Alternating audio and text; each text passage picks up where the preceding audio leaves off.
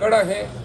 میں نے بھی بہت سو کو دیکھا جو بدوران سماعت ہمارے ساتھ آن کے نہیں ملاتے ہیں، کیونکہ ہمیں پتہ ہے کہ یہ سرنگو ہیں، سرنڈر ہو چکے ہیں. ان 20 ماہ نے میری پوری زندگی کا تجربہ ہی غلط ثابت کر دیا.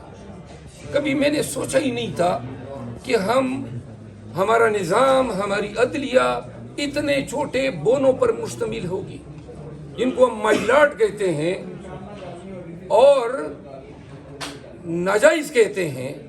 کیوں ہم یہ مائلاٹ تو نہ ہمارا سسٹم ہے، صرف کامن لا جورسڈکشن ہونے کی وجہ سے ہم نے یہ اصلاح اپنائی ہوئی ہے.